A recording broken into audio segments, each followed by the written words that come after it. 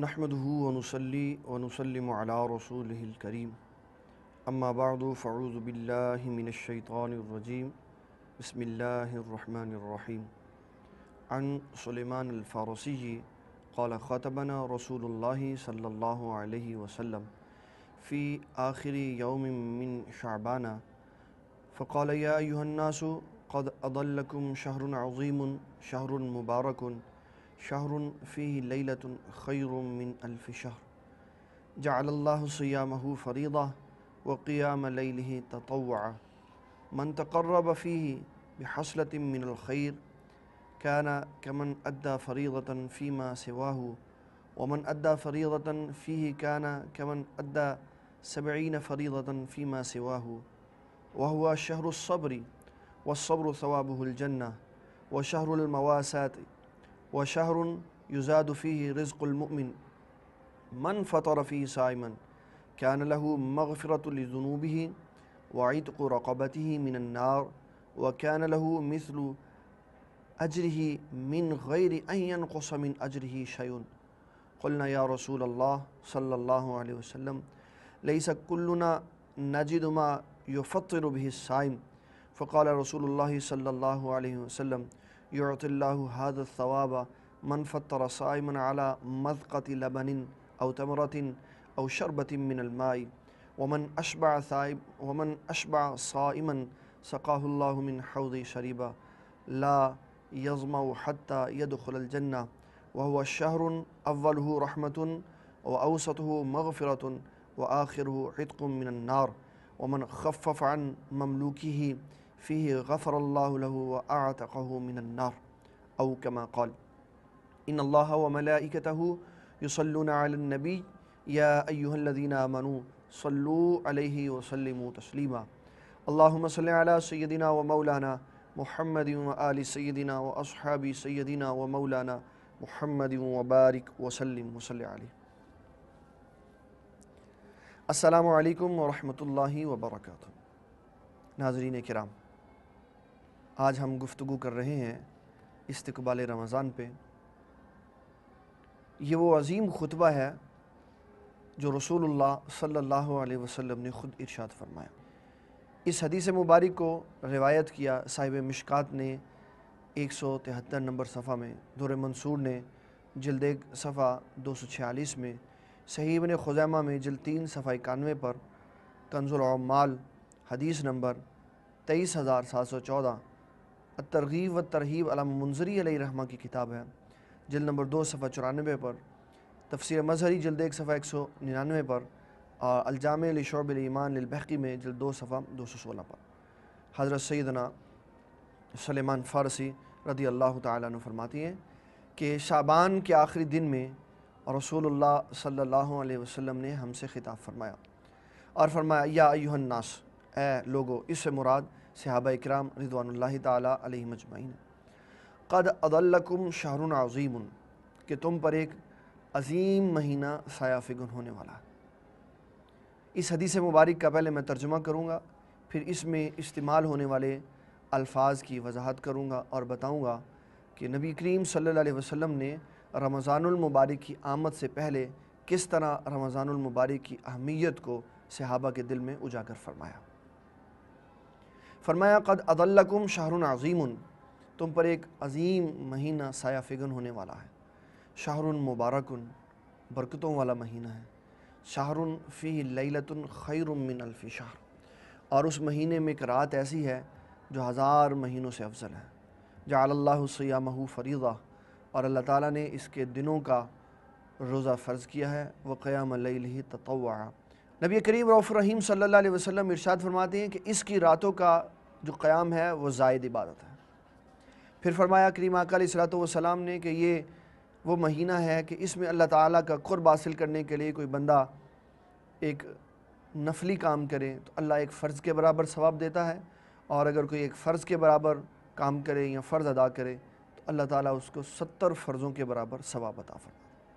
اور پھر کریم آقا علیہ الصلوۃ والسلام کی عظمت و شان کہ آپ نے اس مہینے کو صبر کا مہینہ کہا ہے، اور فرمایا ہے کہ صبر کا ثواب جنت ہے، اور یہ بھی فرمایا کہ یہ ہمدردی اور غمخواری کا مہینہ ہے، اور یہ بھی فرمایا کہ اس مہینے میں اللہ تعالیٰ جل مجدہ الکریم بندہ مومن کے رزق میں اضافہ فرما دیتا ہے، اور پھر اجر و ثواب کا ایک بہتا ہوا سمندر بھی عطا فرمایا۔ فرمایا من فطر صائما کان لہ مغفرۃ لذنوبہ، کہ جو کسی روزے دار کا روزہ افطار کروائے گا، اللہ تعالیٰ جل مجدہ الکریم پہلا انعام اس کو یہ عطا فرمائے گا کہ اس کے سارے گناہوں کو معاف فرما دے گا، اور دوسرا ثواب یہ عطا فرمائے گا وَعِتْقُ رَقَبَةٍ مِّنَ النَّارِ، کہ اس کی گردن کو دوزخ کی آگ سے آزاد فرمائے گا، اور تیسری اللہ تعالیٰ خیر اس کو یہ عطا فرمائے گا وَكَانَ لَهُ مِثْلُ أَجْرِهِ مِنْ غَيْرِ أَن يَنْقُصَ مِنْ أَجْرِهِ شَيْءٌ، کہ جتنا ثواب اللہ تعالیٰ روزہ رکھنے والے کو عطا فرمائے گا اتنا ہی ثواب اللہ تعالیٰ افطار کرنے والے کو بھی عطا فرمائے گا۔ ایک صحابی عرض کرنے لگے یا رسول اللہ صلی اللہ علیہ وسلم کلنا یجد ما یفطر بہ الصائم، یہ بات انہوں نے اپنی طرف سے بھی کی اور حضور صلی اللہ علیہ وسلم کے ہر اس صحابی کی طرف سے بھی کی جو بڑی غربت کی کیفیت میں زندگی گزار رہے تھے۔ کہنے لگے حضور پیارے کریم آقا علیہ السلام، کوئی ایسا بھی بندہ ہے جو کسی کا روزہ افطار نہیں کروا سکتا، وہ کیا کرے گا؟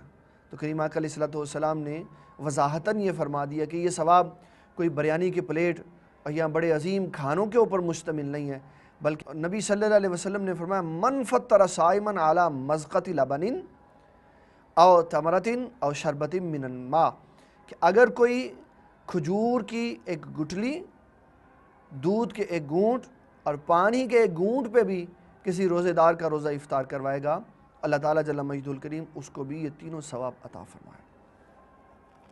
عموماً ہوتا یہ ہے کہ جب افطاری ہو جاتی تو جو لوگ دین سے بے بہرہ ہوتے وہ اسی وقت کھانے کی طرف دوڑتے، لیکن یہ اصول کے خلاف ہے۔ افطاری کریں، اس کے بعد نماز مغرب ادا کریں، اور پھر جب نماز مغرب ادا کر لیں پھر جس کی افطاری کروائی ہے اس کو پیٹ بھر کے کھانا کھلائیں۔ اس کے بارے میں کریم آقا علیہ السلام نے فرمایا من اشبع صائما سقاہ اللہ من حوض شربہ، کہ جس نے کسی روزے دار کو پیٹ بھر کے کھانا کھلایا اللہ تعالیٰ جل مجدہ الکریم اس کو میرے حوض کوثر سے پانی پلائے گا، لا یظمأ حتی یدخل الجنہ، پھر اس کو جنت میں داخل ہونے تک پیاس محسوس نہیں ہوگی۔ پھر فرمایا کہ اللہ تعالیٰ نے اس مہینے کو 3 حصوں میں تقسیم فرمایا، وَهُوَ شَهْرٌ اولہ رحمتٌ، پہلا عشرہ رحمت ہے، وَأَوْسَطُهُ مغفرتٌ، دوسرا عشرہ مغفرت ہے، وَآخِرُهُ عِتْقٌ مِّنَ النَّارِ، اور تیسرا اس کا عشرہ جو ہے وہ دوزخ کی آگ سے نجات ہے۔ پھر فرمایا وَمَنْ خَفَّفَ عَن مَمْلُوكِهِ فِيهِ غَفَرَ اللَّهُ لَهُ وَأَعْتَقَهُ مِنَ النَّارِ، کہ جو اس دن اس مہینے میں اپنے غلام پر تخفیف کرے، کام کم لے، تنخواہ میں تخفیف نہ کرے بلکہ تنخواہ اس کو پوری دے، تو اللہ تعالیٰ اس کی مغفرت بھی فرمائے گا اور اس کو دوزخ کی آگ سے آزاد بھی فرمائے گا۔ تو پیارے ناظرین کرام، یہ وہ حدیث مبارک تھی جو آپ نے خطبہ میں سماعت فرمائی، اس کا میں نے خلاصتاً ترجمہ کیا ہے۔ اب میں اس کی کچھ وضاحت کرنا چاہتا ہوں تاکہ ہمارے لیے مسائل کو سمجھنے میں آسانی ہو۔ سب سے پہلی بات جو نبی کریم صلی اللہ علیہ وسلم نے ارشاد فرمائی، شہر عظیم، کہ تم پر ایک عظیم مہینہ سایہ فگن ہونے والا۔ تو یہ جو عظیم کا لفظ ہے نا، یہ در حقیقت اللہ تعالیٰ جل مجدہ الکریم کی صفت ہے۔ اللہ تعالیٰ جل مجدہ الکریم نے قرآن مجید فرقان حمید میں اپنے آپ کو عظیم فرمایا ہے، وَهُوَ الْعَلِيُّ الْعَظِيمُ إِنَّهُ كَانَ لَا يُؤْمِنُ بِاللَّهِ الْعَظِيمِ فَسَبِّحْ بِاسْمِ رَبِّكَ الْعَظِيمِ۔ یہ وہ آیات ہیں جس میں اللہ تعالیٰ جل مجدہ الکریم نے اپنے آپ کو عظیم فرمایا۔ اب ایک طرف اللہ تعالیٰ خود اپنے آپ کو عظیم فرما رہا ہے، دوسری طرف مسلمانوں پہ جو مہینہ سایہ فگن ہونے والا ہے اس مہینے کو رب کائنات جل مجدہ الکریم عظیم فرما رہا ہے، تو ہمیں یہ سمجھنے کی ضرورت پیش آئے گی کہ اللہ تعالیٰ جل مجدہ الکریم کسی لفظ کو جو اس کے لیے خاص ہو اور اس کی صفت حقیقی ہو اس کو کسی اور کے لیے استعمال کر دے تو اس سے توحید میں کوئی فرق نہیں پڑتا۔ اللہ بھی عظیم ہے، اللہ تعالیٰ کا عرش بھی عظیم ہے، اس نے اس مہینے کو بھی عظیم بنایا، اور قرآن مجید نے ایک بڑا عظیم مضمون ہمیں سنایا ہے۔ وہ بھی میں آپ کو عرض کیے دیتا ہوں کہ اللہ تعالیٰ نے قرآن مجید میں کن کن آیات کو عظیم فرمایا ہے، اور جب ہم ان آیات کو سنیں گے تو ہماری عقل وہ ہمیں سوچنے پر مجبور کرے گی کہ اللہ تعالیٰ نے اس قرآن مجید میں کیسے کیسی عظمتوں کی، کیفیتوں کا، باتوں کا، چیزوں کا ذکر فرمایا۔ قرآن مجید کی ایک بڑی عظیم صورت جس کے بارے میں رسول اللہ صلی اللہ علیہ وسلم ارشاد فرماتے ہیں، سورۃ الفاتحہ۔ فرمایا اللہ تعالیٰ نے جل مجدہ الکریم جتنی کتابیں اور صحیفے دیں، ان میں جتنے علوم و فنون رکھے ان سب کو قرآن مجید میں اکٹھا کر دیا۔ پھر قرآن مجید کے سارے علوم و فنون اور ان کے خزانوں کو اللہ نے سورۃ الفاتحہ میں اکٹھا کر دیا۔ اور سورۃ الحجر کی آیت نمبر 87 میں اللہ تعالیٰ ارشاد فرماتا ہے وَلَقَدْ آتَيْنَاكَ سَبْعًا مِّنَ الْمَثَانِي وَالْقُرْآنَ الْعَظِيمِ، اے محبوب صلی اللہ علیہ وسلم ہم نے آپ کو 7 مثانی یعنی 7 دہرائی جانے والی آیات عطا فرمائی، سورۃ الفاتحہ اور قرآن عظیم عطا فرمایا۔ اس آیت میں اللہ تعالیٰ جل مجدہ الکریم نے قرآن مجید کو عظیم فرمایا۔ پھر سورۃ البقرہ کی آیت نمبر 7 میں اللہ تعالیٰ فرماتا ہے وَلَهُمْ عَذَابٌ عَظِيمٌ، کہ ہمارا عذاب جو ہے یہ بھی عظیم ہے۔ پھر سورۃ البقرہ کی آیت نمبر 49 میں اللہ تعالیٰ جل مجدہ الکریم ارشاد فرماتا ہے وَفِي ذَلِكَ بَلَاءٌ مِّن رَبِّكُمْ عَظِيمٌ، اور اس پر تمہارے رب کی طرف سے عظیم آزمائش تھی۔ اور یہ ذکر تھا فرعون کا کہ جس نے حضرت سیدنا موسیٰ علیہ السلام کی قوم پر سخت آزمائش ڈالی ہوئی تھی کہ جب اس کو پتہ چلا کہ میری سلطنت تباہ ہونے والی ہے اور میری قوم کا ایک بچہ تباہ کرنے والا ہے، تو اس نے حکم دے دیا کہ ان کے لڑکوں کو قتل کر دو، بچہ کوئی پیدا نہ ہونے دو۔ اور ظلم کی انتہا یہ بھی کرتا، پیدا ہوئے کو مار دیتا اور جو اپنی ماں کے بطن میں ہوتا اس کو وہیں پر ختم کروا دیتا۔ تو 1,40,000 اس نے اس طرح جانوں کو قتل کروایا۔ اور کبھی کبھی وہ ظلم میں یہ بھی کرتا کہ جوان بندوں کو بھی مروا دیتا، جس طرح اللہ تعالیٰ فرماتا ہے یذبحون ابناءکم ویستحیون نساءکم، کہ وہ تمہارے بیٹوں کو ذبح کر دیتے ہیں اور تمہاری بیٹیوں کو زندہ رکھتے ہیں۔ تو یہ بہت بڑی آزمائش تھی، اس آزمائش کو اللہ تعالیٰ جل مجدہ الکریم نے عظیم فرمایا۔ پھر اللہ تعالیٰ نے سورہ آل عمران کی آیت نمبر 173 میں فرمایا للذین احسنوا منہم واتقوا اجر عظیم، کہ ان نیکوکار اور پرہیزگار لوگوں کے لیے جنہوں نے اللہ تعالیٰ کی بات مانی اور اللہ سے ڈرتے ہوئے زندگی گزاری، اللہ نے اجر عظیم رکھا ہوا ہے۔ پھر اللہ تعالیٰ جل مجدہ الکریم نے قیامت کے دن کامیاب ہونے والوں کے لیے خوشخبری سنائی۔ فرمایا کہ جو بندہ کامیاب ہو گیا قیامت کے دن ذالک الفوز العظیم، تو یہ بہت بڑی کامیابی ہے جو اللہ تعالیٰ جل مجدہ الکریم اس کو عطا فرمائے گا۔ نبی کریم صلی اللہ علیہ وسلم نے جو قرآن مجید ہمیں سنایا اس میں مقامات مختلف تھے، لیکن لفظ ایک ہی استعمال ہو رہا تھا، جس طرح کہ سورہ اعراف کی آیت نمبر 116 میں سیدنا موسیٰ علیہ السلام کا ذکر کرتے ہوئے اللہ تعالیٰ جل مجدہ الکریم ارشاد فرماتا ہے، اللہ تعالیٰ جل مجدہ الکریم کے پیارے نبی حضرت موسیٰ علیہ السلام جب فرعون کے پاس گئے اور فرعون سے جا کر یہ کہا کہ میں تیری طرف اللہ کا نبی بن کے آیا ہوں، تو فرعون نے موسیٰ علیہ السلام کے ساتھ مقابلہ کرنے کے لیے اپنے سارے جادوگر بلائے۔ اللہ تعالیٰ فرماتا ہے جل مجدہ الکریم کہ انہوں نے اپنی رسیاں پھینکی اور وہ دوڑتے ہوئے اور بل کھاتے ہوئے سانپ نظر آئے۔ پھر اللہ تعالیٰ جل مجدہ الکریم نے موسیٰ علیہ السلام کو حکم فرمایا کہ اب آپ اپنا عصا پھینکیں۔ موسیٰ علیہ السلام نے عصا پھینکا تو ایک بہت بڑا اژدہا بن گیا۔ اللہ فرماتا ہے فلما القوا سحروا اعین الناس واسترہبوہم وجاؤوا بسحر عظیم، جب انہوں نے رسیاں اور چھڑیاں اپنی پھینکی تو لوگوں کی نگاہوں میں جادو ہو گیا اور انہوں نے اپنے اس جادو سے لوگوں کو ڈرایا اور بہت عظیم جادو کیا۔ انہوں نے رسیوں کو انہوں نے سانپ نہیں بنایا بلکہ لوگوں کی آنکھوں پہ جادو کر دیا، جس کی وجہ سے ان کو سانپ نظر آیا۔ اور موسیٰ علیہ السلام نے جب عصا پھینکا تو وہ حقیقت میں سانپ بن گیا اور ان کے سارے رسیاں اور چھڑیوں کو وہ کھا گیا۔ اس جادو کو اللہ نے عظیم فرمایا۔ پھر اللہ تعالیٰ جل مجدہ الکریم ارشاد فرماتا ہے سیدنا یوسف علیہ السلام کا ذکر کرتے ہوئے کہ جب یوسف علیہ السلام کو زلیخا تنہائی میں لے گئی اور اس نے اپنے ارادے کا اظہار فرمایا، آپ وہاں سے دوڑے تو بی بی زلیخا نے پیچھے سے آپ کی قمیض پکڑی۔ جب دروازہ کھولا تو سامنے عزیز مصر کھڑا تھا۔ تو زلیخا اپنی عزت کو بچانے کے لیے حضرت سیدنا یوسف علیہ السلام پر بہتان باندھنے لگی کہ اس نے میری عزت کو خراب کیا۔ یوسف علیہ السلام آپ ارشاد فرمانے لگے کہ ہم خود گواہی نہیں دیں گے، بلکہ ایک چھوٹا بچہ لے کے آؤ جو بولنے کی صلاحیت نہ رکھتا ہو، وہ گواہی دے گا۔ وہ بچہ لایا گیا، سیدنا یوسف علیہ السلام آپ نے اس کی طرف اشارہ فرمایا تو بچے نے گواہی دی اور کہا کہ اگر قمیض آگے کی طرف سے پھٹی ہوئی ہے تو پھر زلیخا سچ کہہ رہی ہے، اور اگر قمیض پیچھے کی طرف سے پھٹی ہوئی ہے تو یوسف علیہ السلام سچے۔ اللہ تعالیٰ فرماتا ہے فلما راى قمیصہ قد من دبر، اور جب عزیز مصر نے کرتا دیکھا تو وہ پیچھے سے پھٹا ہوا تھا، انہ من کیدکن، اور عزیز مصر کہنے لگا عورتوں کا مکر بہت برا ہے، ان کیدکن عظیم، اللہ فرماتا ہے کہ یہ عظیم مکر تھا، یہ عظیم داؤ تھا جو عزیز مصر کی بیوی زلیخا نے یوسف علیہ السلام پہ ڈالا تھا۔ اس جگہ پر اللہ تعالیٰ نے عورتوں کے مکر کو بھی عظیم کہا۔ پھر اللہ تعالیٰ جل مجدہ الکریم حضرت سیدنا نوح علیہ السلام کے خاندان کا ذکر کرتے ہوئے یہ ارشاد فرماتا ہے کہ ہم نے نوح علیہ السلام کی قوم کو تباہ کر کے قوم کو اور آپ کے گھر والوں کو بہت بڑی مصیبت سے نجات دلائی۔ فرمایا وَنُوحًا إِذْ نَادَىٰ مِن قَبْلُ فَاسْتَجَبْنَا لَهُ فَنَجَّيْنَاهُ وَأَهْلَهُ مِنَ الْكَرْبِ الْعَظِيمِ، کہ ہم نے عظیم تکلیف سے نوح علیہ السلام کو اور ان کے گھر والوں کو نجات دی۔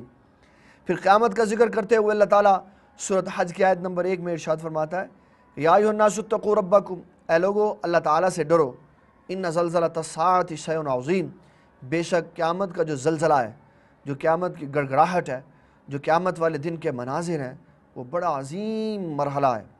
پھر اللہ تعالیٰ جل مجدہ الکریم بی بی عائشہ صدیقہ کی عظمت و شان کو بیان کرتے ہوئے یہ بات ارشاد فرماتا ہے کہ جو ان کے اوپر منافقین نے تہمت لگائی، سبحانک ھذا بہتان عظیم، اے محبوب آپ فرما دیجئے کہ آپ کا رب پاک ہے، اور بی بی عائشہ صدیقہ پہ لگنے والا یہ بہتان عظیم ہے۔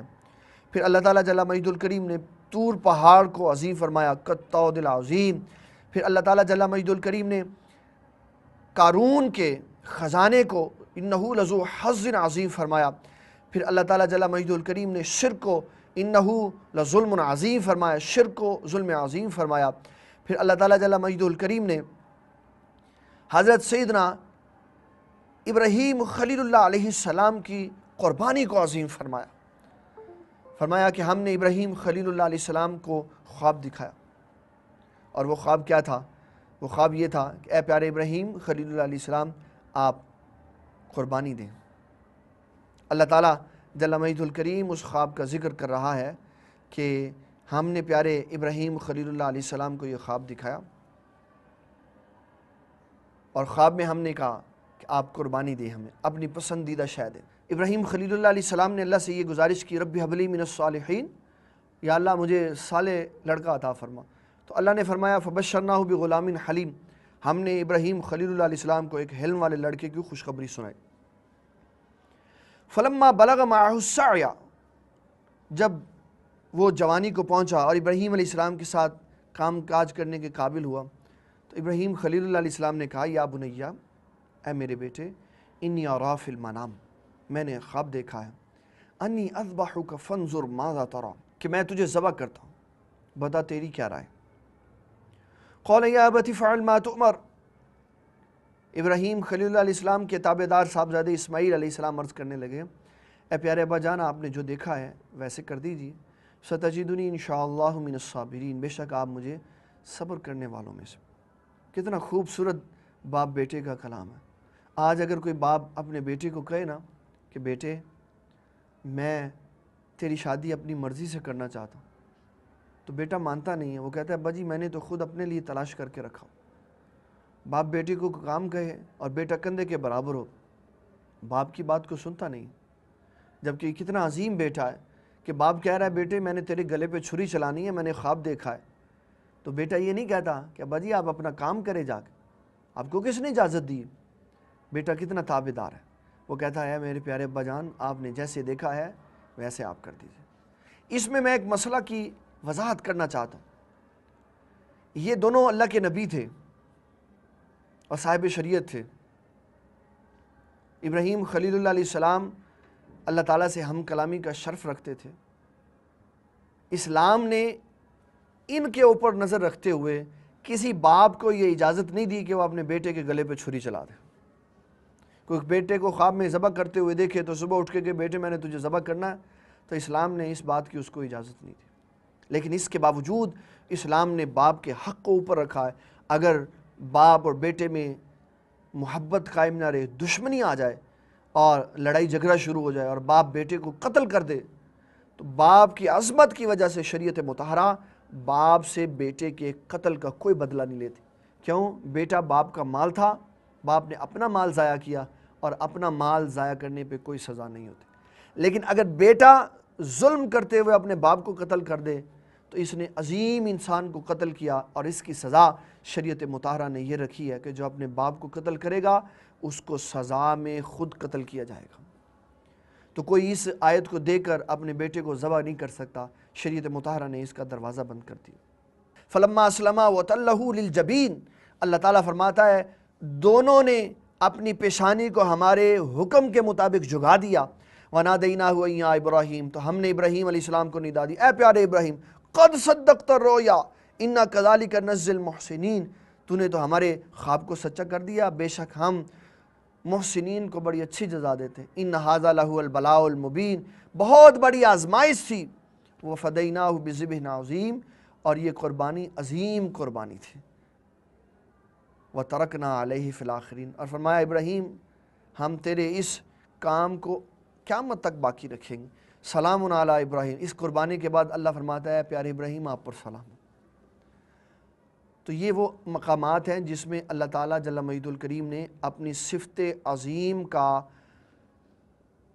اظہار، جو اس کی صفت عظیم حقیقی اس کے ساتھ وابستہ تھی، اس عظیم لفظ کا استعمال مختلف لفظوں کے ساتھ کیا، مختلف مقامات پہ کیا، مختلف چیزوں کو اس نے عظیم کہا، اور ہمیں یہ سمجھایا کہ عظیم اللہ اگر کسی کو عظیم کہہ دے تو شرک واقع نہیں ہوتا، کیونکہ اس نے اپنے محبوب صلی اللہ علیہ وسلم کے خلق کے بارے میں فرمایا وَإِنَّكَ لَعَلَىٰ خُلُقٍ عَظِيمٍ، اے محبوب آپ کا رب عظیم، اس کا عرش عظیم، اس نے دنیا میں جو معاملات بنائے، عذاب بنایا وہ عظیم، اجر بنایا وہ عظیم، تو اے محبوب اس نے آپ کے فضل کو بھی عظیم بنایا۔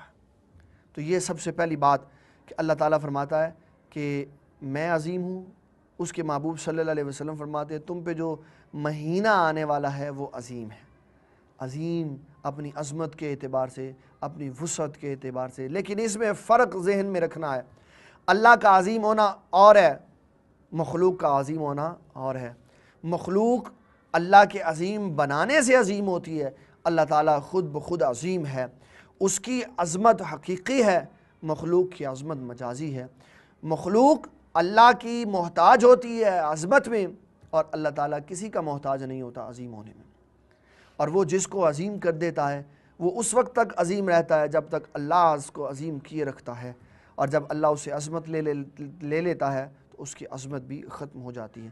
تو یہ بات سب سے پہلے ذہن میں رکھنی ہے کہ نبی کریم صلی اللہ علیہ وسلم نے فرمایا قد اضلکم شہر عظیم، شہر مبارک، شہر مہینے میں برکت ہے، مہینے میں برکت ہے، دن میں برکت ہے، رات میں برکت ہے۔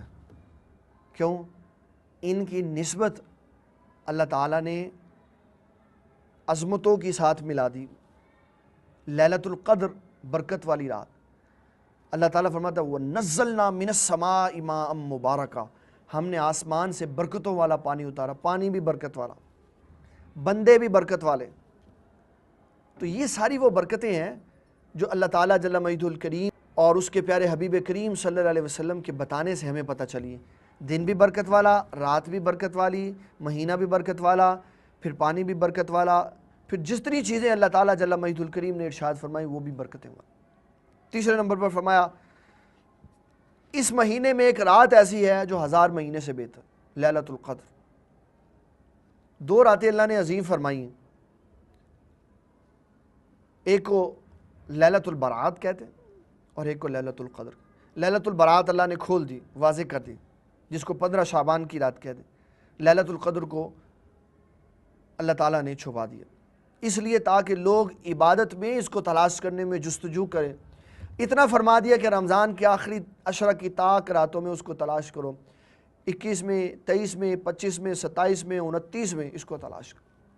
لیکن عظیم عظیم عظیم بزرگان اسلام نے ہمیں یہ بتایا کہ حقائق کو جب دیکھا جائے تو پتہ چلتا ہے کہ یہ رات 27ویں رات ہے، کہ یہ 1000 مہینے سے بہتر ہے۔ اور اللہ تعالیٰ نے کتنا مسلمانوں پہ فضل اور کرم فرمایا کہ اللہ تعالیٰ نے ہمیں جو پاکستان ملک عظیم عطا فرمایا، وہ بھی اس نے ہمیں لیلۃ القدر میں عطا فرمایا۔ اور پاکستان اللہ تعالیٰ کے فضلوں میں سے ایک عظیم فضل ہے۔ پھر اللہ تعالیٰ کے پیارے حبیب صلی اللہ علیہ وسلم نے اس کے دن اور راتوں کے بارے میں فرمایا کہ اس کے دن کے روزے اللہ نے فرض کیے اور راتوں کے قیام کو زائد عبادت قرار دی۔ اللہ اکبر! دیکھیں کیسا زمانہ آ گیا کہ ہم نبی کریم صلی اللہ علیہ وسلم کی باتوں کو سمجھ خود نہیں پاتے اور آپس میں ایک دوسرے سے لڑنے لگ جاتے۔ نبی کریم صلی اللہ علیہ وسلم آپ فرما رہے ہیں کہ اس کی راتوں کا قیام جو ہے وہ زائد عبادت ہے۔ ایک بندہ اس سے معنی یہ نکالتا ہے کہ زائد عبادت کا معنی یہ ہے کہ پڑھو، دل کرتا ہے تو پڑھ لو، اور اگر دل نہیں کرتا تو نہ پڑھو۔ زائد جو عبادت ہے۔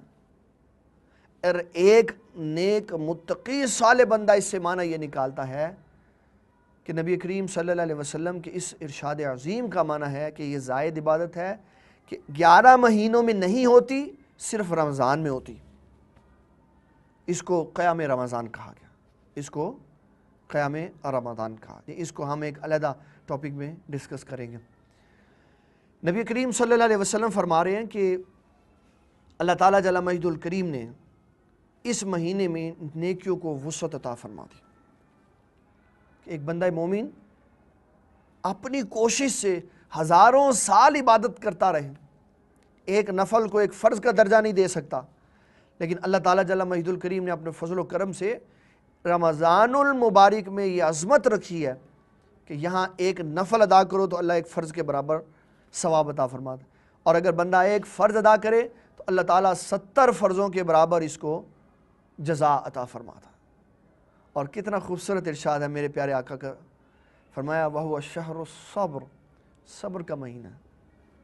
کس قسم کا صبر؟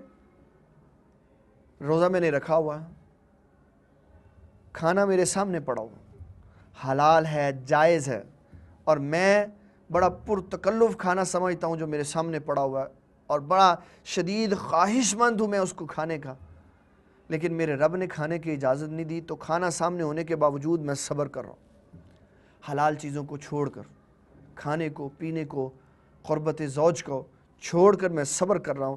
اللہ تعالیٰ مجھے یہ سکھا رہا ہے، اے میرے بندے، اگر تو اس مہینے میں جائز اور حلال چیزوں کو چھوڑ کر صبر کر سکتا ہے تو کیا تو اس سے یہ سبق نہیں سیکھتا کہ تو 11 مہینوں میں ناجائز کو چھوڑ کے صبر کرے؟ یہ ٹریننگ ہو رہی ہے، پریکٹس ہو رہی ہے۔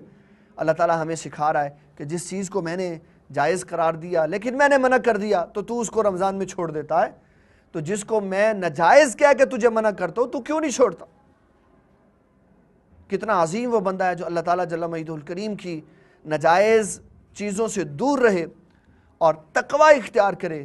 اور رسول اللہ صلی اللہ علیہ وسلم آپ کے فرامین سے ایک بڑا عظیم پیغام ہمیں ملتا ہے۔ کریم آقا علیہ السلام فرماتے ہیں جو اللہ تعالیٰ کی حدود کا خیال رکھے، حرام سے دور رہے، حدود سے دور رہے، بچ کے رہے اور تقوی اختیار کرے، اللہ تعالیٰ اس کے لیے اسباب پیدا فرماتا ہے اور ایسی جگہ سے اس کو رزق دیتا ہے کہ اس کا وہم و گمان بھی کہیں پہنچ نہیں سکتا کہ یہ رزق کہاں سے آ رہا ہے۔ وَمَن يَتَّقِ اللَّهَ يَجْعَل لَّهُ مَخْرَجًا وَيَرْزُقْهُ مِنْ حَيْثُ لَا يَحْتَسِبُ۔ فرمایا کہ اللہ فرماتا ہے کہ جو تقوی اختیار کرتا ہے، مجھ سے ڈرتا ہے، پرہیزگار ہو جاتا ہے، میں اس کے لیے راستے بنا دیتا ہوں اور ایسی جگہ سے اس کو رزق دیتا ہوں کہ اس کو گمان بھی نہیں ہوتا کہ میرا رب کہاں سے رزق دے۔ اور جب بندے کے دل میں یہ بات پختہ ہو جاتی ہے نا کہ میرا رازق اللہ ہے، میری دکان، میرے ملازم، میرا کاروبار میرا رازق نہیں، میرا رازق اللہ ہے، تو اللہ تعالیٰ اس کے رزق میں بھی برکت پیدا فرماتا ہے اور اس کے دل میں بے نیازی بھی پیدا فرما دیتا ہے۔ ہم ابھی تک اسی بات میں پھنسے ہوئے ہیں کہ دکان نہیں کھولوں گا تو رزق کہاں سے آئے گا، جب میں دکان پہ جاؤں گا نہیں تو رزق کیسے آئے گا؟ جب میں دکان پہ بیٹھوں گا نہیں تو رزق کیسے آئے گا؟ میرے پیارے بھائی، میرے محترم، دکان پہ بیٹھو، اسلام نے منع نہیں کیا، دکان کھولو، اسلام نے منع نہیں کیا، رزق حلال کمانا یہ تو عبادت ہے، لیکن اس دکان کو خالق نہیں سمجھو، اس دکان کو مالک نہیں سمجھو، اس دکان کو رازق نہیں سمجھو۔ دکان کھول کے دکان کے اندر اشیاء ضرورت کی رکھ کے بیٹھ جاؤ اور بھروسہ رکھو کہ میرا رب گاہک بھیجے گا، میرا رب رزق بھیجے گا۔ یہ عقیدہ اسلام ہے۔ اللہ تعالیٰ جل مجدہ الکریم ارشاد فرماتا ہے کہ میں اس مہینے کو اپنے محبوب کی پیاری نورانی زبان مبارک سے تمہیں یہ سنوا رہا ہوں کہ یہ جو مہینہ ہے یہ صبر کا مہینہ، وَهُوَ شَهْرُ الصَّبْرِ، اس میں صبر ہے۔ اور صبر دوسرے طریقے میں یہ معنی ہمیں دیتا ہے کہ میں کسی کی بات سن کر برداشت کروں، کوئی مجھے برا بھلا کہہ رہا ہے تو میں اس برے بھلے کے کہنے کو برداشت کروں اور صبر سے اس کے کلمات کا سن کر اللہ تعالیٰ جل مجدہ الکریم کے حضور یہ گزارش کروں کہ یا اللہ میں نے برداشت کی، اب تو جواب عطا فرما۔ نبی کریم رؤوف الرحیم صلی اللہ علیہ وسلم نے رمضان المبارک میں افطاری کروانے والے کے لیے اس استقبال رمضان کے خطبہ میں جو بات ارشاد فرمائی، اس کو ہم ایک علیحدہ مضمون میں بیان کریں گے کہ جب کوئی بندہ کسی کی افطاری کرواتا ہے تو اللہ تعالیٰ اس کو کیا ثواب دیتا ہے۔ یہاں میں جو بات بیان کرنے لگا ہوں وہ بڑی قابل غور ہے۔ نبی کریم صلی اللہ علیہ وسلم نے فرمایا وَمَنْ أَشْبَعَ صَائِمًا سَقَاهُ اللَّهُ فِي حَوْضِ شَرِبًا، بڑا قابل غور جملہ ہے، من اشبع صائمًا سقاہ اللہ فی حوض شربا، کہ جب نماز مغرب پڑھنے کے بعد مہمان واپس آ گیا گھر میں اور میزبان اس کو کہتا ہے لے کھانا کھا، اور خوب اس کو جی بھر کے کھانا کھلاتا، وہ کہتا ہے بس کر، وہ کہتا نہیں اور کھا، وہ کہتا ہے بس، کہتا نہیں اور کھاؤ۔ اور اس میں دیکھیں ہمارے آقا صلی اللہ علیہ وسلم کی محبت، آپ کا لوگوں کے ساتھ انسیت کا تعلق دیکھیں کہ اور کھانا کھلاؤ اور کھلاؤ۔ اصول بتایا کہ جب کوئی مہمان آئے تو پیٹ بھر کے کھانا کھلاؤ۔ کیوں؟ جب مہمان آتا ہے پیٹ بھر کے کھاتا ہے تو اللہ تعالیٰ جل مجدہ الکریم حساب نہیں لیتا، جتنا مرضی کھا لے۔ کیوں؟ یہ اس کی تواضع ہو رہی ہے۔ اور دوسری طرف جو پیٹ بھر کے کھانا کھلائے گا اس کو اجر عظیم عطا فرمایا جائے گا۔ لیکن جب خود کسی کے گھر میں جاؤ تو پھر پیٹ سنبھال کے کھانا کھاؤ، یہ نہ ہو کہ آتی دفعہ کوئی پریشانی لاحق ہو جائے۔ اب نبی صلی اللہ علیہ وسلم فرماتے ہیں جو روزے دار کو پیٹ بھر کے کھانا کھلائے گا، من اشبع صائمًا سقاہ اللہ فی حوض شربا، اللہ تعالیٰ جل مجدہ الکریم اس کو میرے حوض کوثر سے پانی پلائے گا۔ اللہ اکبر۔ لوگ قرآن پڑھ پڑھ کے اور آیات کے تراجم غلط کر کر کے انہوں نے لوگوں کا بیڑا غرق کر کے رکھ دیا۔ نبی کریم رؤوف الرحیم صلی اللہ علیہ وسلم ارشاد فرماتے ہیں من اشبع صائمًا سقاہ اللہ فی حوض شربا، جس نے مہمان کو پیٹ بھر کے کھانا کھلایا اللہ اس کو میرے حوض کوثر سے پانی پلائے گا۔ اوہ یہ کیا ہو گیا پیارے بھائی، یہ کیا ہو گیا؟ یہ تو بہت بڑا شرک ہو گیا۔ اوہو انا للہ و انا الیہ راجعون، کیسے شرک ہو گیا؟ بھئی دنیا میں تو لوگ یہی کہتے ہیں غیر اللہ کی طرف کسی شے کی نسبت لگا دو تو وہ چیز حرام ہو جاتی ہے، وہ تو چیز ہی جائز نہیں رہتی۔ کہتے ہیں میں نے یہاں سے اصحال ثواب کر کے غوث پاک کے نام بھیجا، چیز حرام ہوگی، غیر اللہ کے نام لگی، اور پھر دلیل قرآن مجید سے دیتے ہیں معاذ اللہ ثم معاذ اللہ، اور آیت قرآنی کا اصل مغزی ختم کر دیا۔ اللہ تعالیٰ جل مجدہ الکریم نے 4 مقامات پر ارشاد فرمایا، سورۃ البقرہ آیت نمبر 173، سورۃ المائدہ آیت نمبر 3، سورۃ الانعام آیت نمبر 145، سورۃ النحل آیت نمبر 115، وما اہل لغیر اللہ بھی وما اہل بھی لغیر اللہ، 2 لفظوں کے ساتھ غیر اللہ، کہ جس چیز کے اوپر اللہ کے علاوہ کسی اور کا نام بولا وہ کیا ہے؟ حرام ہے۔ اس کی سب سے پہلی تفسیر جو کی وہ امام المفسرین حضرت عبداللہ ابن عباس رضی اللہ تعالیٰ عنہ نے، جنہوں نے قرآن مجید اور رسول اللہ صلی اللہ علیہ وسلم سے پڑھا، اور آپ فرماتے ہیں کہ کریم آقا علیہ الصلوۃ والسلام نے اس کے جو معانی ارشاد فرمائے وہ بڑے خوبصورت تھے، اور لوگوں کے عقیدے اور لوگوں کے دماغ کے اندر جو پریشانی تھی اس کو رسول اللہ صلی اللہ علیہ وسلم نے درست فرما دیا، اور لوگوں کو یہ سمجھایا کہ قرآن مجید جس کا ہے ترجمہ بھی اس کا چلے گا، قرآن مجید جس کا ہے معنی بھی اس کا چلے گا، قرآن مجید جس کا ہے اسی کی بات قابل حجت ہوگی۔ کسی ایسے بندے کی جو دین سے بھاگا ہوا ہے، کسی ایسے بندے کی جو دین کو سمجھنے والا نہیں ہے، اس کی بات کو شریعت اسلامیہ بالکل قابل قبول نہیں سمجھتی۔ میں اس کی ایک عام سادی سی مثال دیتا ہوں۔ ایک بزرگ تھے، تو وہ فرمانے لگے، میں ایک جگہ سے گزرا، ایک سنگترے بیچنے والا وہ آواز لگا رہا تھا، سنگترے لے لو، 2 آنے دے۔ آپ فرمانے لگے کہ میں نے ایک آنا نکالا اور اس کو کہا کہ مجھے 2 سنگترے دے دو۔ تو وہ بندہ کہنے لگا، سنگترے بیچنے والا کہنے لگا، بابا بڑے ہوشیار ہو، اپنے مطلب کا ترجمہ نکال۔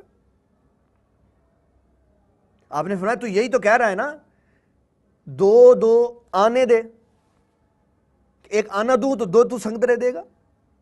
کہنے لگا نہیں، میں یہ نہیں کہہ رہا، میں یہ کہہ رہا ہوں 2 آنے دے، 2 آنے دو تو 1 سنگترا میں دوں گا۔ تو آپ فرمانے لگے، میں کہنے لگا اس کو، سنگترے والے کو، واہ سنگترے والے، تو اپنے سنگترے کے معاملے میں اپنا ترجمہ لاتا، کیوں تو بیچ رہا؟ اور رب کائنات جل مجد الکریم اپنے قرآن کے معاملے میں غیر کا ترجمہ کیسے لا سکتا ہے؟ وہ تشریح بھی اس سے کرواتا ہے جو اس کا اپنا محبوب ہے، اس کو اپنے محبوب کے علاوہ کسی اور کا معنی منظور نہیں۔ حضرت عبداللہ ابن عباس رضی اللہ تعالیٰ عنہ فرماتے ہیں، نبی کریم اور رؤوف الرحیم صلی اللہ علیہ وسلم نے اس آیت کا جو معنی ہمیں سمجھایا، جو سکھایا، وہ کیا ہے؟ فرماتے ہیں وما احل لغیر اللہ بھی، اس کا معنی یہ ہے جو حضرت سیدنا عباس رضی اللہ تعالیٰ عنہ فرما رہے، وما احل بھی لغیر اللہ۔ حضرت سیدنا عبداللہ ابن عباس رضی اللہ تعالیٰ عنہ جو سب سے پہلے مفسر ہیں، انہوں نے تفسیر ابن عباس میں لکھا ہے وما احل بھی لغیر اللہ، اس کا معنی ہے وما ذبح لغیر اسم اللہ عمدا للاسنام، کہ جو جانور ذبح کیا جان بوجھ کر بتوں کے نام پر، وہ حرام ہے۔ ہر شے کی نسبت غیر اللہ کی طرف سے کرنے سے چیز حرام نہیں ہوتی، اور اگر چیزیں حرام ہوتی تو تھوڑا سا پھر موازنہ کر لیتے۔ جب میں گھر کے دروازے سے باہر نکلا تو علامہ صاحب باہر کھڑے تھے۔ علامہ صاحب پوچھنے لگے، بھائی جان آپ کدھر جا رہے ہیں؟ میں نے کہا جی میں اپنی دکان پہ جا رہا۔ اوہ یہ تو شرک ہو گیا۔ کیسے شرک ہو گیا؟ کہا یہ تو دکان آپ نے اپنی طرف منسوب کر لی، آپ کہیں میں اللہ کی دکان پہ جا رہا ہوں، کیونکہ چیزوں کی نسبت اپنی طرف کر نہیں سکتے۔ جب ہم چیزوں کی نسبت اپنی طرف کریں گے تو چیزیں حرام ہو جائیں گی۔ تو کہو میں اللہ کی دکان میں جا رہا ہوں، میں اللہ کے گھر سے باہر نکلا ہوں، اس طرح معاملات میں خرابی ہوگی۔ ایک بندہ اپنے گھر سے باہر نکلا، اس کے ساتھ اس کی بیوی تھی اور اس کا بیٹا بھی تھا۔ تو یہی علامہ صاحب اس کو مل گئے، کہنے لگے جناب یہ آپ کے ساتھ جو عورت کھڑی ہے یہ کون ہے؟ کہیں میرے دل میں بد اعتقادی نہ آپ کے بارے میں پیدا ہو جائے کہ آپ کسی غیر محرم کے ساتھ جا رہے ہیں۔ تو کہا یہ میری بیوی ہے۔ کہ لا حول ولا قوت الا باللہ، یہ کیا آپ نے کہہ دیا علامہ صاحب؟ اس کی نسبت آپ نے اپنی طرف کر لی؟ تو بابا بتاؤ کہ کیا یہ بندہ وہاں کہہ سکتا ہے کہ یہ اللہ کی بیوی ہے؟ صرف یہی کہہ سکتا ہے یہ اللہ کی بندی ہے، بیوی میری ہے، تو پھر بھی بیوی ہونے کی نسبت اپنی طرف کر دی۔ اچھا بابا تو یہ بتاؤ یہ پھر یہ جو صاحبزادے ہیں یہ کون ہے؟ کہتا ہے یہ میرا بیٹا ہے۔ اب دونوں طرف سے شرک ہے۔ اگر اس کی مانو تو غیر اللہ کی طرف نسبت کرنے سے شرک ہو گیا، اس نے بیٹے کی نسبت اپنی طرف کر دی، اور اگر اس کو کہے کہ یہ اللہ کا بیٹا ہے تب شرک ہو گیا، کیونکہ اللہ تک اللہ کا بیٹا ہی کوئی نہیں۔ عقل ہمیں سکھاتی ہے، علم ہمیں سکھاتا ہے، اسلام ہمیں سکھاتا ہے کہ کس مقام پر ہم نے کس شے کی نسبت کس کی طرف کرنی۔ اللہ تعالیٰ نے قرآن مجید 114 صورتیں لکھی، بے شمار صورتوں کی نسبت اس نے غیر اللہ کی طرف کر دی۔ سورۃ البقرہ گائے کی طرف نسبت کر دی، سورۃ النساء عورتوں کی طرف نسبت کر دی، سورہ آل عمران کی طرف نسبت کر دی، سورۃ مائدہ کھانے کی طرف نسبت کر دی۔ اللہ تعالیٰ نے خود نسبت کی۔ نبی کریم رؤوف الرحیم صلی اللہ علیہ وسلم نے، آپ نے تو کمال فرما دیا، فرمایا من اشبع صائما سقاہ اللہ فی حوضی شربا، جو روزے دار کو پیٹ بھر کے کھانا کھلائے گا اللہ تعالیٰ جل مجد الکریم اس کو میرے حوض کوثر سے پانی پلائے گا۔ اب دیکھیں میں آپ کو آیات قرآنیہ بتاتا ہوں جس میں غیر اللہ کی طرف نسبت ہے۔ اللہ تعالیٰ فرماتا ہے هُوَ الَّذِي خَلَقَ لَكُم مَّا فِي الْأَرْضِ جَمِيعًا، کتنا بڑا اللہ نے یہ ذکر فرما دیا، سارے شرک توڑ کے رکھ دیے۔ سورۃ بقرہ آیت نمبر 29 اللہ تعالیٰ فرماتا ہے اے بندو هُوَ الَّذِي خَلَقَ لَكُم مَّا فِي الْأَرْضِ جَمِيعًا، زمین میں جو کچھ ہے وہ تمہارا ہے، تمہارے لیے ہر شے کی نسبت، کھانے کی، پانی کی، گھر کی، درخت کی، ہر شے کی نسبت اللہ تعالیٰ نے بندے کی طرف کر دی۔ فرمایا ہر چیز تیرے لیے، تو ہر شے کا دنیا میں مالک ہے، ہر شے کی نسبت تیرے لیے، ہر شے پیدا میں نے تیرے لیے کی۔ پھر اللہ تعالیٰ نے سورۃ البقرہ کی آیت نمبر 184 میں فرمایا وَعَلَى الَّذِينَ يُطِيقُونَهُ فِدْيَةٌ طَعَامُ مِسْكِينٍ، یہ روزے کے باب میں فرمایا کہ جس کے پاس طاقت نہ ہو روزہ رکھنے کی، ایک مسکین کا کھانا، اللہ فرمایا ایک مسکین کا کھانا، کھانے کی نسبت مسکین کی طرف کر دی اللہ نے یہ نہیں کہا میرا کھانا دے دو ایک مسکین، فرمایا ایک مسکین کا کھانا دو، جتنا وہ کھاتا ہے اس کو دو۔ اللہ اکبر، کتنا عظیم قرآن مجید ہے اللہ تعالیٰ کا۔ اللہ تعالیٰ نے موسیٰ علیہ السلام سے سوال کیا وَمَا تِلْكَ بِيَمِينِكَ یا موسیٰ، پیارے موسیٰ یہ آپ کے ہاتھ میں کیا ہے؟ موسیٰ علیہ السلام نے کہا ہی عصایا، یا اللہ یہ میرا سوٹا ہے، یہ میرا عصا ہے۔ پیارے اللہ کے نبی آپ کہہ رہے ہیں یہ میرا عصا ہے؟ ہمیں تو لوگ سنا رہے ہیں اور سکھا رہے ہیں، ہمیں تو لوگ یہ بتا رہے ہیں کہ غیر اللہ کی طرف چیزوں کی نسبت کرے تو چیزیں حرام ہو جاتی ہیں، تو آپ اس عصا کی نسبت اپنی طرف کیوں کر رہے ہیں؟ موسیٰ علیہ السلام نے عقیدہ توحید خوبصورت ہمیں سمجھا دیا۔ اے میرے محبوب کی امت کے ماننے والوں، اے میرے محبوب کے دیوانوں، سن لو، میں اللہ کا نبی ہو کر یہ کہہ رہا ہوں کہ یہ میرا عصا ہے، اس کا مطلب ہے غیر اللہ کی طرف چیزوں کی نسبت کرنے سے چیزیں حرام نہیں ہوتی۔ اتوکل علیہا واحش بها علی غنمی ولی فیہا معارب اخری، کہا موسیٰ یہ کیا ہے ہاتھ میں؟ کہا یا اللہ یہ میرا عصا ہے، میں اس پہ تکیہ لگاتا ہوں اور میں اپنی بکریوں کے لیے پتے جھاڑتا ہوں۔ تو بکریاں کس کی تھی؟ موسیٰ السلام کہہ رہے ہیں میں اپنی بکریوں کے لیے اس کے لیے پتے جھاڑتا ہوں، ان بکریوں کی نسبت اپنی طرف کر رہے ہیں۔ اور رسول اللہ صلی اللہ علیہ وسلم نے سیدنا علی المرتضیٰ سے کہا جاؤ قربانی کے لیے 2 بکرے لے کے آؤ۔ سیدنا علی المرتضیٰ لے کے آئے، آپ نے لینے کے لیے باقاعدہ بتایا کہ کیسے ہونے چاہیے، فرمایا ان کا رنگ ایسا ہونا چاہیے، ان کا چہرہ ایسا ہونا چاہیے، ان کے ہاتھ ایسے ہونے چاہیے، ان کے پاؤں ایسے ہونے چاہیے، ان کا جسم ایسا ہونا چاہیے، پوری تفسیر رسول اللہ صلی اللہ علیہ وسلم نے بتائی۔ جب لے آئے تو پیارے سیدنا علی المرتضیٰ نے پوچھا حضور یہ کس کس کے لیے؟ آپ نے فرمایا ایک میرے لیے، ایک میری امت کے غرباء کے لیے۔ آہا کیا بات ہے، کیا بات ہے ہمارے پیارے آقا صلی اللہ علیہ وسلم کی۔ آپ نے توحید کا جھنڈا اونچا کر دیا اور بتایا کہ جو یہ قربانی کے بکرے ہیں قربانی اللہ کے لیے، یہ لیکن بکرا ایک میرا ہے، ایک میری امت کا، اور بتایا چیزوں کی نسبت غیر اللہ کی طرف کرنے سے چیزیں حرام نہیں ہوتی۔ اللہ اکبر، یہ اللہ تعالیٰ کا قرآن ہے جس میں اللہ تعالیٰ ہمیں بار بار سکھا رہا ہے، اور نبی صلی اللہ علیہ وسلم حدیث میں بار بار سکھا رہے۔ حضرت سعد رضی اللہ عنہ کی والدہ وصال کر گئی۔ حضرت سعد اس وقت موجود نہیں تھے جب آئے۔ نسائی شریف کی یہ حدیث مبارک ہے، ابو داؤد میں اس کو تحریر کیا، ابن ماجہ میں بھی یہ حدیث مبارک موجود ہے۔ حضرت سعد جب آئے نبی کریم صلی اللہ علیہ وسلم سے عرض کرنے لگے حضور میری والدہ فوت ہو گئی، میں نہیں تھا، اگر ہوتا تو مجھے صدقہ کرنے کا حکم دیتی، آپ مجھے بتائیں میں کیا صدقہ کروں؟ آپ نے فرمایا سعد پانی بہترین صدقہ ہے۔ تو حضرت سعد نے کنواں کھدوایا، کنواں کھدوا کے اوپر تختی لگا دی، ہذہ لأم سعد، یہ کنواں سعد کی ماں کے لیے۔ نبی کریم صلی اللہ علیہ وسلم جو توحید کے سب سے بڑے علمدار تھے، آپ نے نہیں فرمایا سعد پانی حرام ہو گیا ہے، تیری ماں کی طرف اس کی نسبت ہو گئی۔ آپ کی خاموشی، نبی کریم صلی اللہ علیہ وسلم کا خاموش رہنا، یہ اس بات کی دلیل ہوتی ہے کہ یہ کام صحیح ہو رہا ہے، کیونکہ اللہ کے نبی کسی غلط بات پہ کبھی خاموش نہیں رہ سکتے۔ آپ خاموش رہے، اس کا مطلب ہے وہ کام ٹھیک تھا اور آپ نے سمجھا دیا، اور پھر لوگ اس سے پانی بھرتے رہے، اور جو پانی پیتا حضرت سعد کی ماں کو اس کا ثواب ہوتا۔ تو میرے انتہائی پیارے بزرگوں، دوستوں، بھائیوں، پیارے ناظرین، اپنے دل کو وسعت دیں، اور یہ وسعت تبھی ملے گی جب آپ اسلام کو فرقوں کی اور جماعتوں کی اینک اتار کے پڑھیں گے، رسول اللہ کا غلام ہو کے پڑھیں گے، عالم دین کے پاس بیٹھ کے پڑھیں گے، صاحب سلسلہ کے پاس بیٹھ کے پڑھیں گے، علم والی شخصیات کے پاس بیٹھ کے پڑھیں گے، اللہ کے قرب خاص والے لوگوں کے پاس بیٹھ کے پڑھیں گے، تو یہ قرآن و حدیث آپ کے دل میں اترے گا اور یہ آپ کو اللہ کا صحیح معنوں میں مقرب بنائے گا۔ لوگ کہہ دیتے ہیں آج بڑی آسانی کے ساتھ، یار کسی استاد کی ضرورت نہیں ہے، ترجمے والا قرآن پڑھ لو۔ میں ان سے سوال کرتا ہوں کہ مجھے بتائیں کہ کیا گائیڈ سے ریاضی سمجھ آ جاتی؟ کیا گائیڈ سے فزکس کے نومیریکل سمجھ آ جاتے؟ کیمسٹری کا کلیہ سمجھ آ جاتا؟ بایولوجی کی تھیوری سمجھ آ جاتی؟